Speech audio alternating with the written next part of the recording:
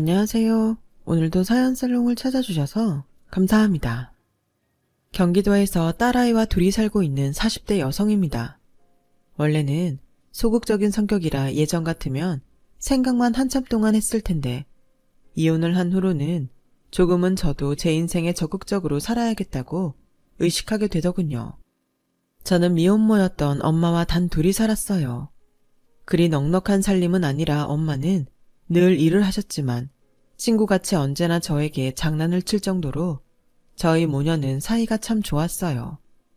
저는 내성적인 성격인데 저희 엄마는 저와 정반대의 성격이라 목소리도 크고 웃기도 잘하며 언제나 명랑했어요. 그때는 우리 엄마 성격이 원래 저렇다고 생각했는데 나이가 들어 생각하니 어쩌면 엄마는 힘들었던 내색을 하고 싶지 않아 더욱 명랑하려 애를 썼던 것이 아닐까 생각됩니다. 그렇게 엄마와 생활하기를 19년. 저는 대학에 가고 싶었고 형편이 어려웠던 탓에 저희 엄마는 제 등록금을 마련하기 위해 밤에 일을 하나 더 하셨는데요. 언제나 동이 틀 때가 돼야 퇴근하던 엄마는 집에서 3시간 정도 눈을 붙이고 다시 출근을 하는 생활을 하셨어요. 엄마, 너무 무리하는 거 아니야? 괜히 나 때문에 엄마가 힘든 것 같아 미안해. 아니야. 엄마가 체력이 얼마나 좋은데. 그리고 너는 자식이고 나는 엄마인데 당연히 엄마가 자식을 위해 일하지. 엄마는 하나도 안 힘들어. 오히려 우리 딸 위해 열심히 사는 지금이 너무 신나. 엄마, 진짜 미안하고 정말 고마워. 내가 꼭 성공해서 엄마한테 효도할게. 정말이야. 꼭꼭 내가 엄마 행복하게 해줄게. 엄마는 지금도 너무 행복해. 그리고 앞으로도 엄마의 행복은 네가 행복한 거고 그게 효도야. 세상의 모든 엄마는 이렇게 한결같고 슈퍼어머니일까요?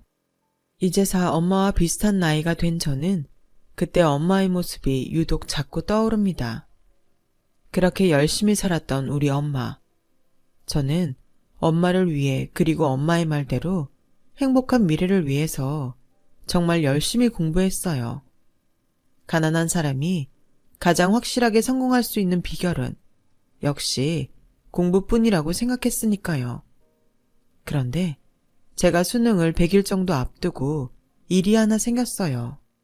고단했던 생활 때문인지 엄마는 일하는 도중 사고를 겪게 되었고 공장에서 자기 몸보다 훨씬 큰 기계를 다뤘던 엄마는 엄마 먼저 간다. 학교 잘 다녀와 딸. 하고 출근을 하시고는 영원히 집으로 돌아오지 못하셨어요. 산재였어요. 하지만 공장은 엄마의 산재를 인정하지 않았고 힘은커녕 아직 학생이었던 저는 고작 500만 원이라는 보상금을 받고 엄마의 장례를 치를 수밖에 없었습니다. 엄마는 고아였어요. 그래서 가족이 없었고 저 역시 아빠라는 존재를 모르고 태어난 아이라 친척이라는 사람은 아무도 없었죠. 그래서 장례도 혼자 치러야 했어요. 공장 사장이라는 사람한테 받은 그 돈으로요. 그리고 19살이었기에 고아원에 갈 수도 없었던 저는 홀로 생활하게 되었고 감사하게도 엄마가 남겨준 돈이 있었기에 당분간은 학교를 다니며 버틸 수 있었어요.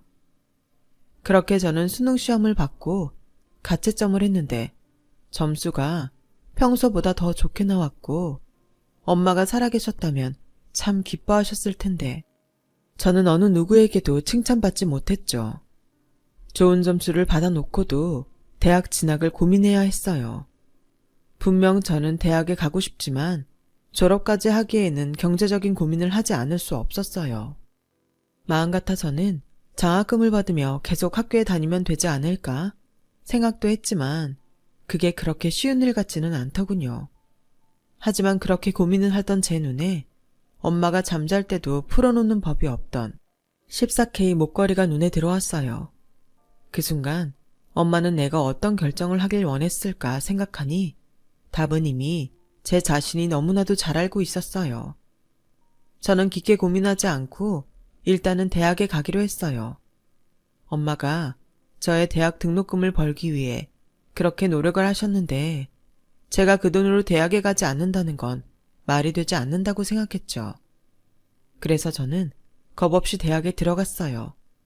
그리고 정말 딱 한 학기를 다니고 돈이 없어 휴학을 하게 되었고, 대학을 다니면서 줄곧 아르바이트를 하긴 했지만 제가 번 돈은 생활비 정도밖에 되지는 않았죠.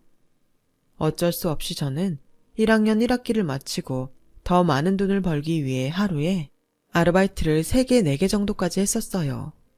어떻게든 조금씩이라도 돈을 모아 2학기 등록금을 만들어야 했고, 또 다달이 나갈 생활비도 벌어야 했기 때문에 저는 하루에 알람을 10개 정도 맞추고 생활했었죠. 누군가는 젊어서 고생은 사서도 한다고 저에게 열심히 살아 보기 좋다는 칭찬을 하는 사람도 있었지만, 저는 그 말을 들으면 오히려 화가 났어요. 고생을 누가 사서 일부러 하나요? 어쩔 수 없어 그렇게 사는 거죠. 가뜩이나 내성적이고 소극적인 저에게 세상은 참 두렵고 무서운 곳이었어요. 그러다 아르바이트를 하다 한 남자를 알게 되었고, 차갑고 두려운 세상에서 유일하게 저에게 따뜻한 손을 내밀어주는 존재에 저는 그 사람을 저희 엄마 다음으로 사랑하게 되었어요. 첫사랑이었죠. 그리고 그 사람이 바로 저의 전 남편이었어요. 남편은 저보다 4살 많은 사람이었는데 유명한 대학은 아니었지만 법대생이었던 남편은 부모님이 계시다는 것만 빼고는 저와 상황이 비슷했어요.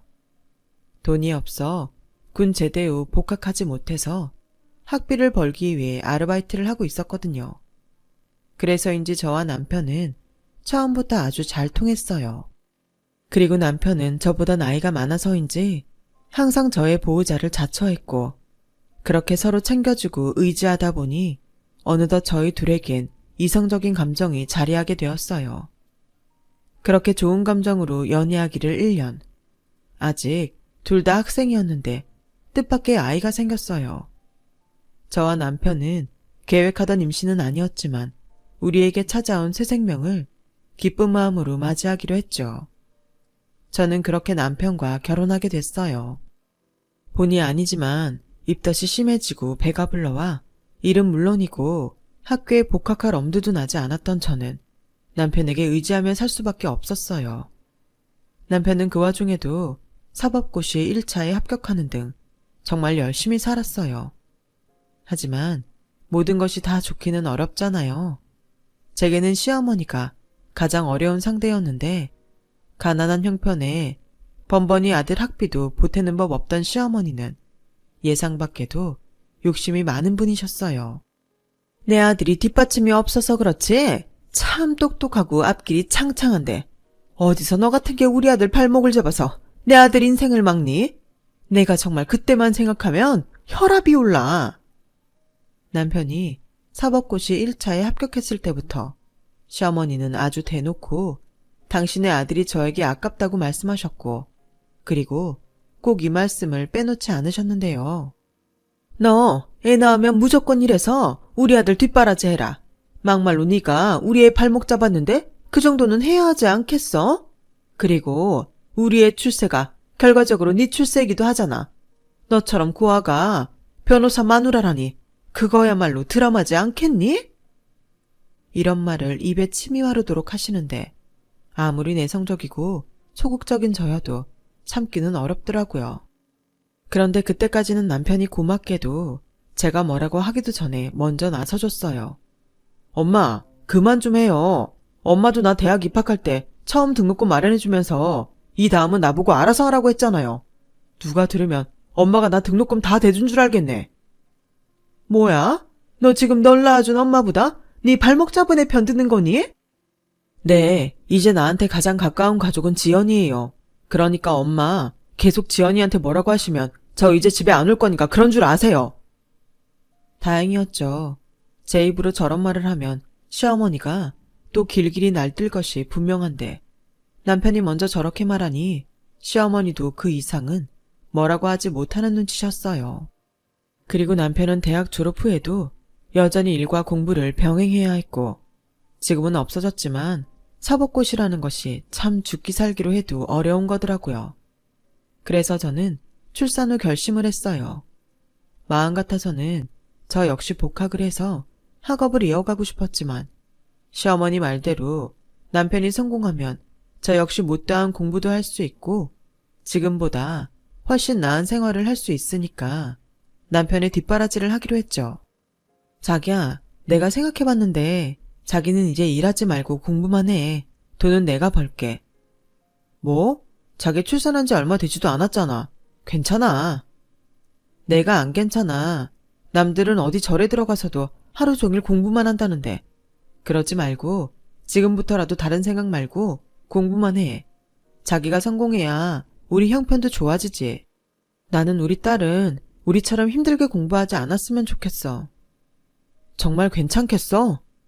그럼. 그러니까 자기는 우리 가족을 위해서라도 공부에만 집중해.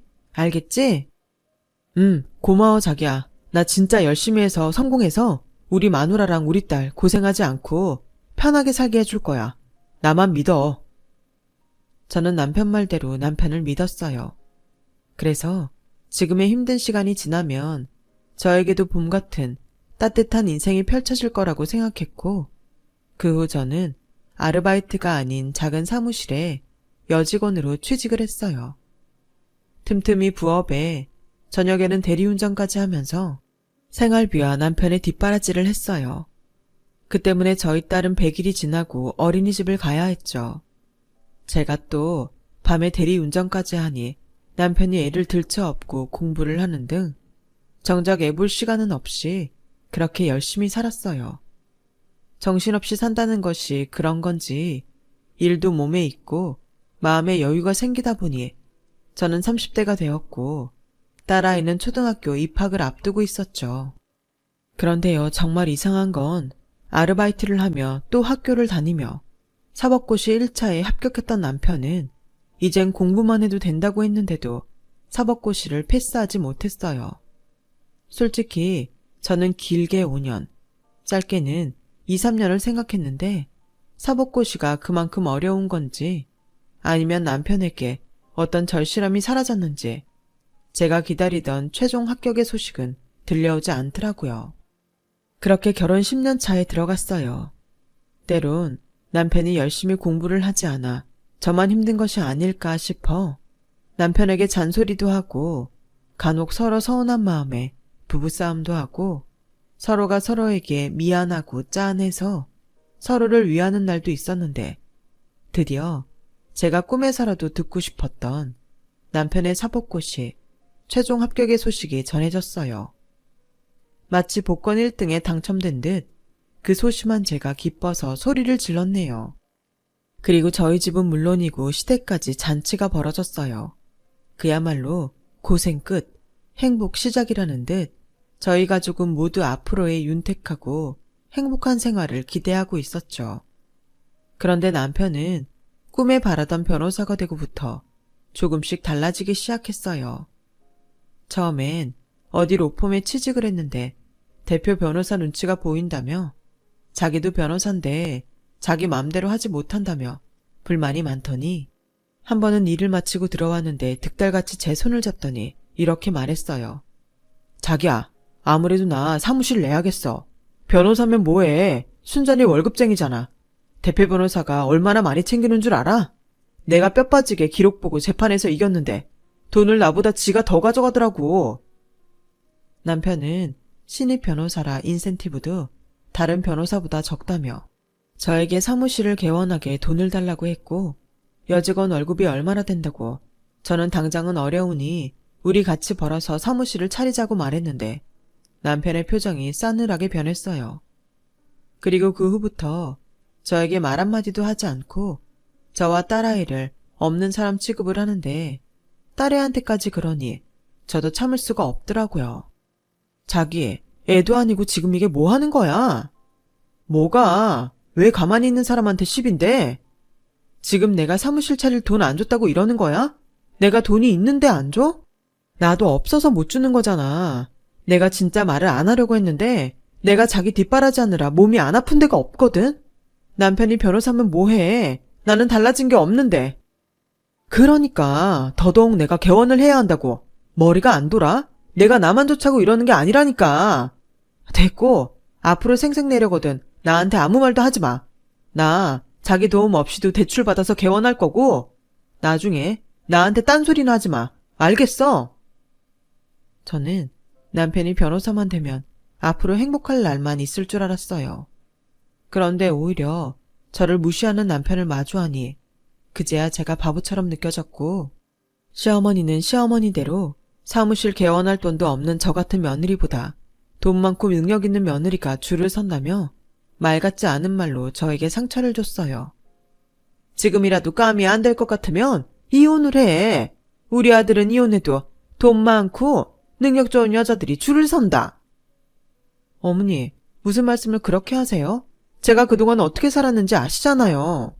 저 사람 변호사 만드는데 저만큼 실질적인 도움된 사람 있어요? 어머님도 10원 한 장 보태신 적 없잖아요. 내가 너 그 말 왜 안 나오나 했다. 그깟 얼마 되지도 않는 돈으로 유세 떨면 내가 벌벌 할 줄 아니? 실질적인 도움? 웃기고 있네. 네가 진작에 내 아들 미래를 보고 발목 잡았잖아. 그리고 어디서 감히 나랑 비교를 해? 난 잘난 내 아들을 낳은 사람이야.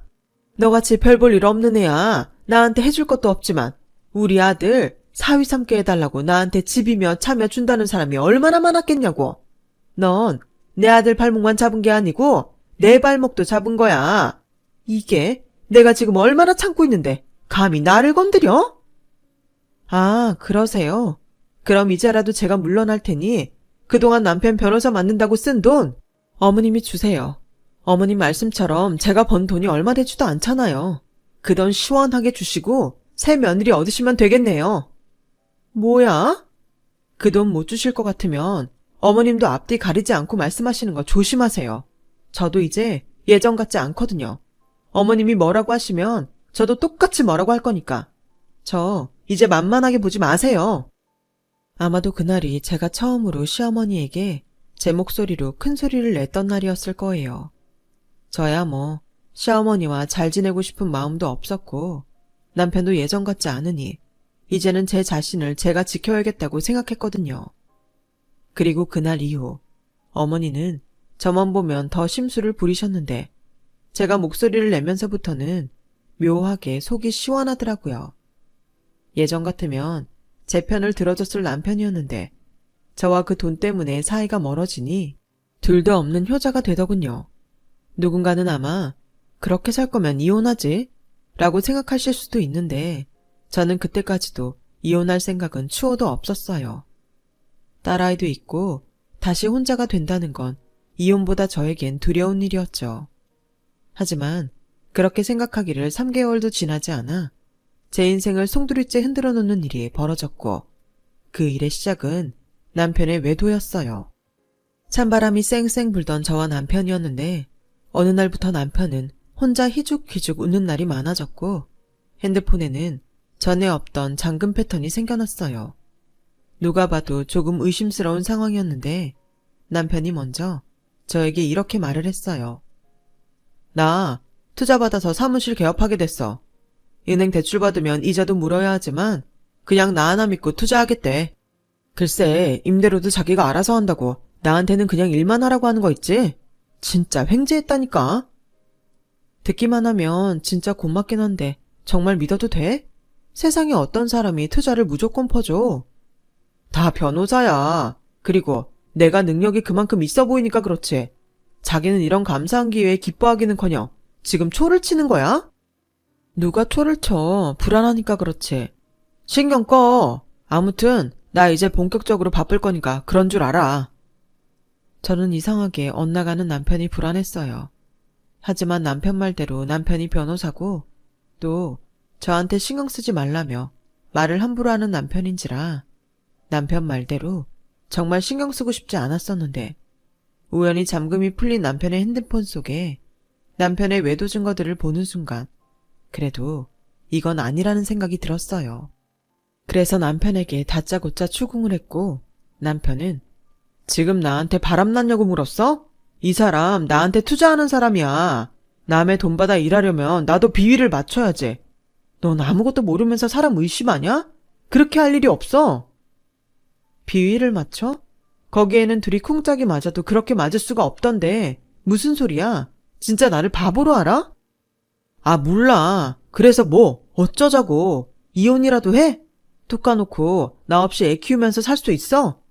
아, 원래 딸은 엄마 팔자 담는다고. 너도 니네 엄마처럼 애 키우면서 평생 일만 하다 죽으려고? 뭐? 너는 변호사라는 사람이 말을 그렇게밖에 못하냐? 아, 너도 네 엄마 닮아 생각도 말도 상스럽구나. 뭐? 너 말 다 했어? 아니, 하려고 들면 몇 날 며칠 동안 할 수 있어. 됐다. 수준 안 맞는 너랑 내가 무슨 말을 하니? 그렇게 저와 남편은 얼굴만 보면 싸우는 사이가 되었어요.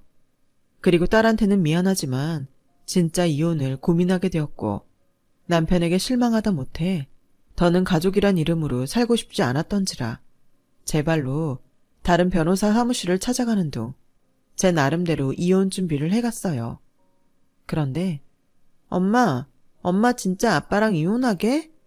라며 딸아이가 이혼 서류를 발견하고 물어왔고 차마 저는 네 아빠가 바람이 나서 이혼하겠다는 말을 하지 못해서 엄마가 힘들어서 그래. 아빠하고도 힘들고 할머니하고도 힘들어서 라고 이야기를 했는데 딸아이는 이렇게 말을 하더군요.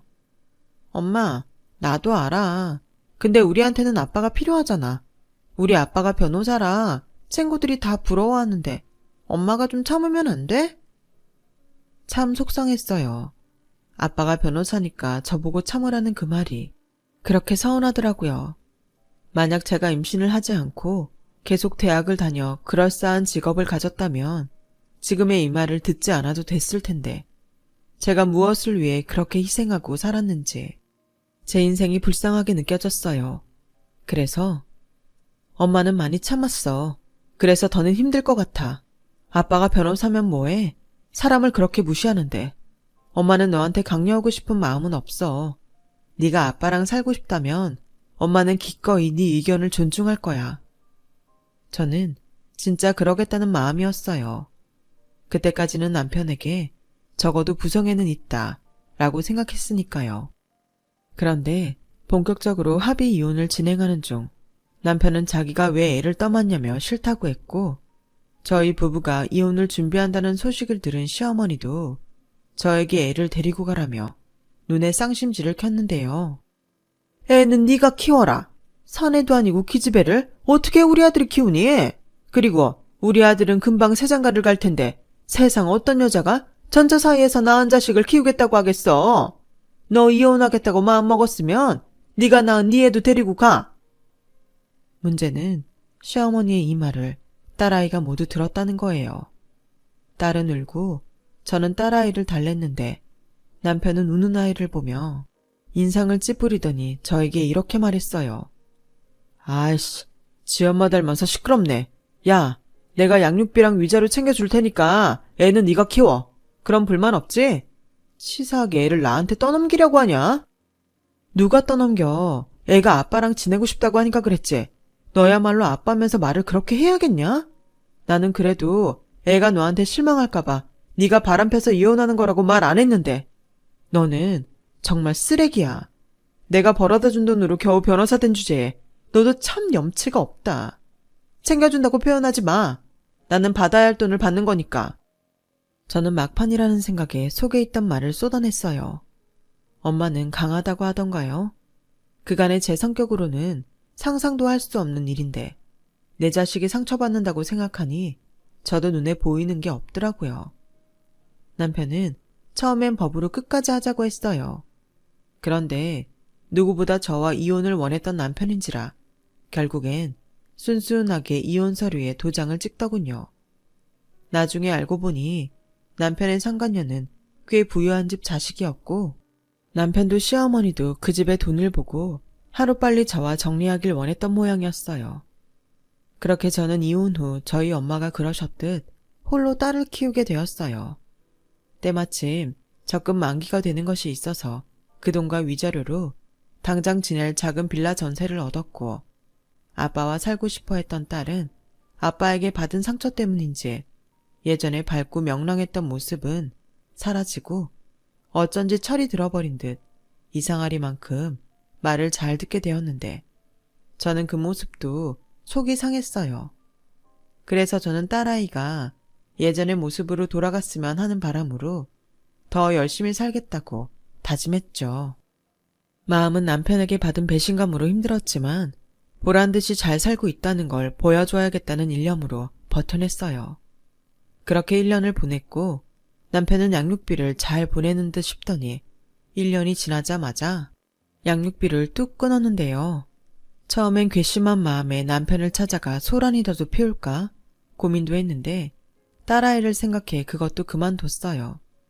딸이 그때의 상처가 컸는지 아빠의 흔적이라도 보는 날에는 밥도 먹지 않고 방에서 하루 종일 나오려 하지 않았거든요. 그래서 저는 당장은 경제적으로 힘들지 모르지만 남편의 양육비를 포기했어요. 제가 더 열심히 벌면 되죠. 그렇게 생각하니 경제적으로는 조금 여유가 없게 되었지만 마음은 홀가분해졌어요. 그리고 제가 이렇게 결정했다는 것을 딸아이도 아는 듯 시간이 지나자 딸도 예전에 밝았던 모습으로 돌아왔는데 학업에는 그다지 관심을 두지 않았던 딸이 공부에 열을 올리기 시작했어요.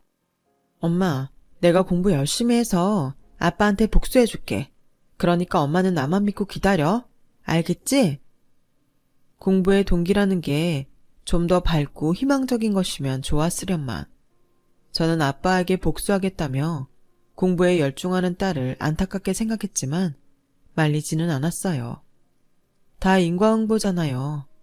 그리고 저는 운 좋게 한 요양원에 취직하게 되었고 청소나 기타 허드렛 일을 하는 정도였지만 워낙 시설이 좋고 깨끗한 곳이라 그렇게 고되지는 않았어요.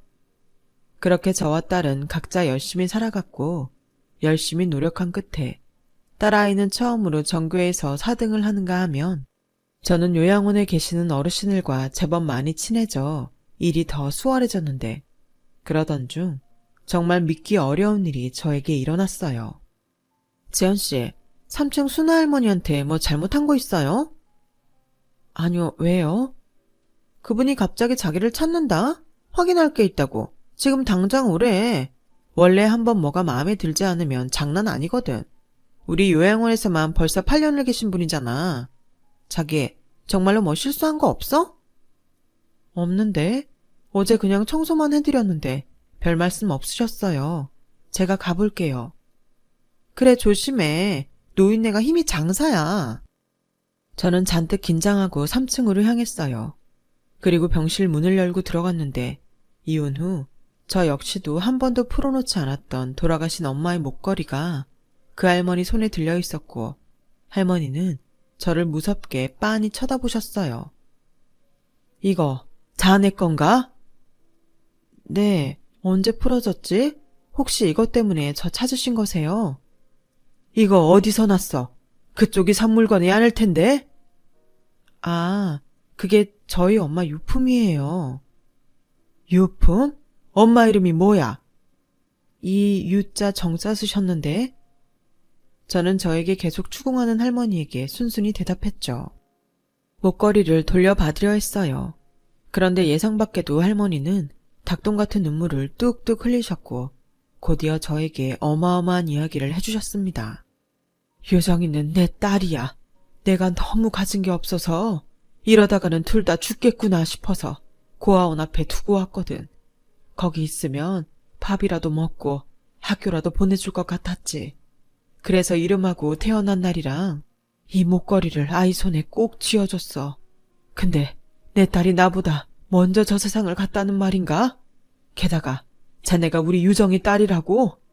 세상에, 이젠 다 포기하고 있었는데 하느님이 그래도 나한테 마지막 선물은 주시는구나.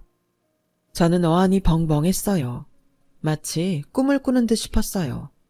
그날을 시작으로 저와 할머니는 각자 지나온 세월을 이야기했고 할머니는 엄마가 미혼모로서 살다 돌아가신 것에 눈물을 흘리셨어요. 그리고 제가 남편 뒷바라지를 하다 버림받았다는 사연을 들으시고는 저보다도 더 화가 나셔서 금방이라도 전 남편을 찾아가 홍구멍을 내겠다고 역정을 내시는데 그렇게 따뜻하고 든든할 수가 없더라고요. 하지만 만나면 이별이라고 혈육을 만나 기뻤지만 할머니는 90이 넘은 연세로 기력이 좋지 않으셨고 몇 번의 고비를 넘기시는 등 상태가 그렇게 좋지는 않으셨어요. 조금만 더, 아니 몇 년만 더 버텨주셨으면 저는 난생 처음 교회를 찾아가 기도하고 또 기도를 했는데 할머니의 병세는 좋아지기는커녕 한 번 감기에 걸린 후로 계속 좋지 않으시더군요. 급기야 마지막을 준비해야 할 것 같다는 말을 듣게 되었는데 저는 또다시 가족을 잃는다는 슬픔에 눈물을 흘렸지만 할머니는 덤덤하게 자신의 죽음을 받아들이시는 듯 보이셨어요.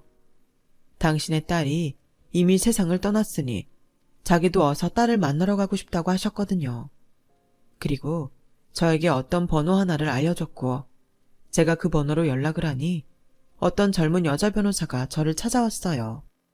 할머니께 말씀을 미리 들었습니다. 원래 할머님은 가족이 없으셔서 유산을 따님이 있던 고아원의 절반을 기증하고 나머지는 지금까지 계셨던 요양원에 기증하려고 하셨어요.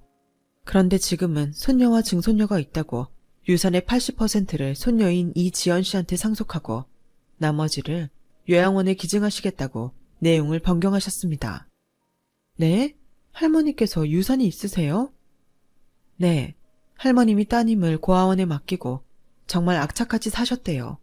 그래서 한 푼 두 푼 모으신 게 상당한 액수가 됐어요. 언젠가 딸을 만나면 주겠노라 쓰지도 않으셨다는데 이렇게 다행히도 손녀분을 만나셨네요. 제가 할머니하고 알고 지낸 지가 좀 됩니다.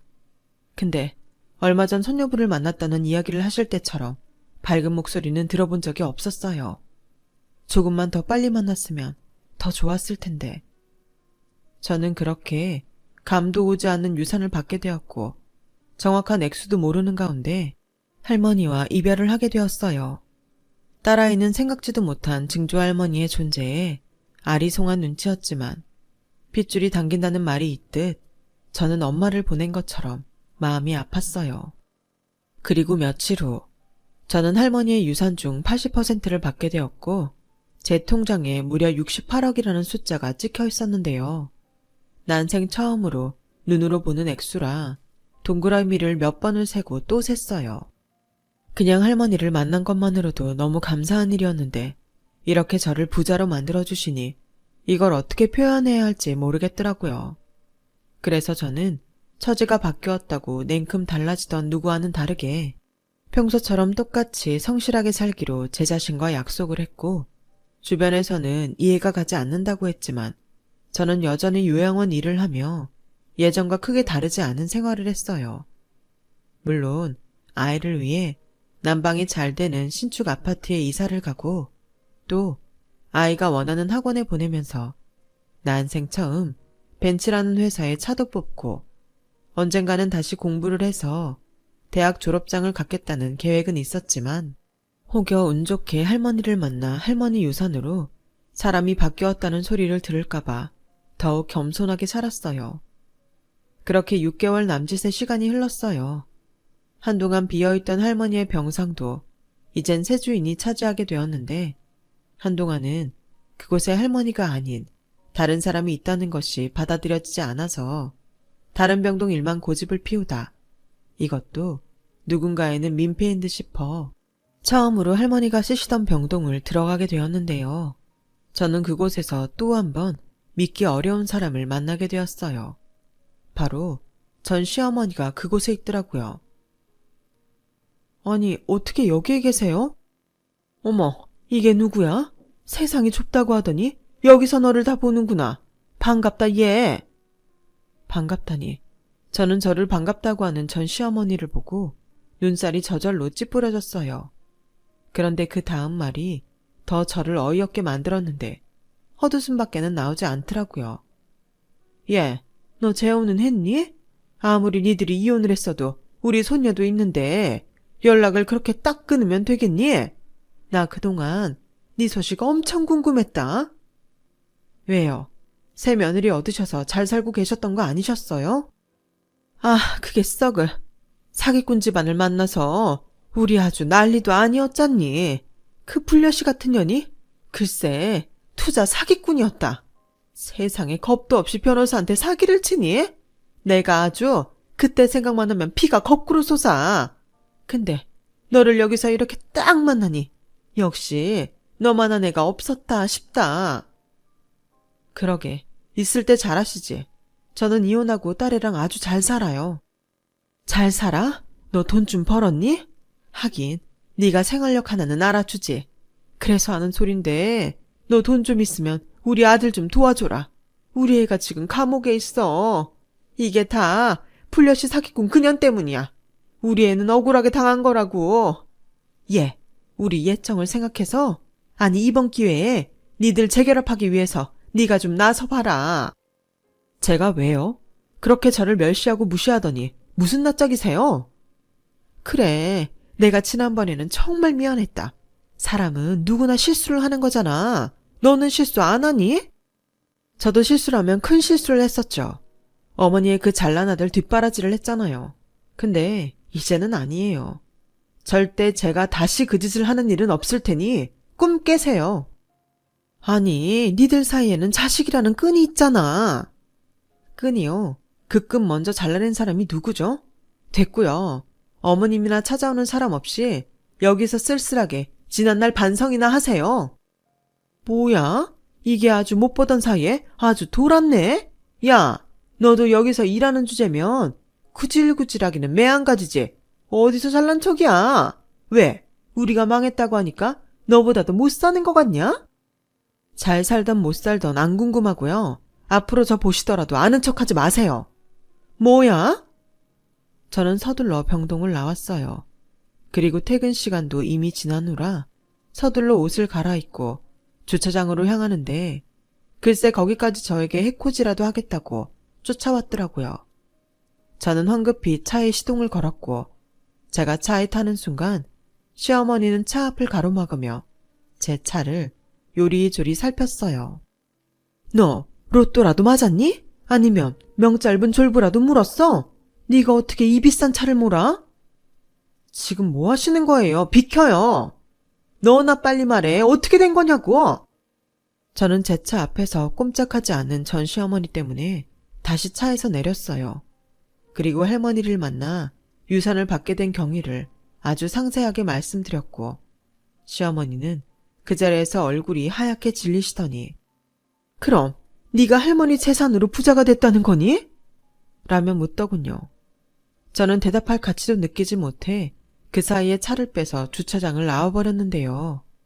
그 후로 전 시어머니는 제가 언제 출근하는지 저만 기다리고 계셨고 같이 일하는 동료에게 저에 대해서 그리고 돌아가신 할머니에 대해서 꼬치꼬치 해묻고 다녀서 저는 어쩔 수 없이 요양원을 그만두게 되었어요. 그 계기로 저는 다시 대학에 가기 위해 공부를 시작했습니다. 어떻게 알았는지 출소한 남편은 딸아이 학교를 찾아가 저를 만나고 싶다고 했다는데 제 딸이 부끄럽고 거지 같은 아빠는 필요 없으니까 우리 모녀 앞에 다시는 나타나지 말라고 한 방 먹여줬다고 하더군요. 딸은 그 후로 아빠와는 다르게 세상에 좋은 영향을 끼칠 수 있는 학자가 되고 싶다는 꿈을 갖게 되었어요. 저도 더 이상 다른 누구도 아닌 제 자신의 행복을 위해 살겠다는 목표를 세웠는데요. 하늘에 계신 엄마와 할머니 덕인지 얼마 전 만학도의 길을 걸을 수 있게 되었어요. 첫 번째 입학에 이은 두 번째 입학. 비록 푸릇푸릇한 20대는 아니지만 저는 그 누구보다 행복합니다. 아마 지금쯤이면 엄마와 할머니도 하늘에서 만나 끊어졌던 모녀의 정을 나누고 계시겠죠. 저 역시 제 딸과 많은 추억과 세월을 공유하며 늦은 만큼 더 많이 행복하고 보람된 인생을 살아가려 합니다. 이번만큼은 저도 제 딸한테 멋진 엄마의 모습을 꼭 보여주고 싶네요. 지금까지 저의 이야기 들어주셔서 대단히 감사합니다. 부디 여러분들도 여러분만의 행운을 만나시길 바라며 건강이 최고입니다. 건강하시고 행복하세요. 여러분, 사연 댓글에 응원과 현명한 조언 부탁드려요. 좋아요와 구독은 저에게 큰 힘이 됩니다. 오늘도 좋은 일 가득하세요.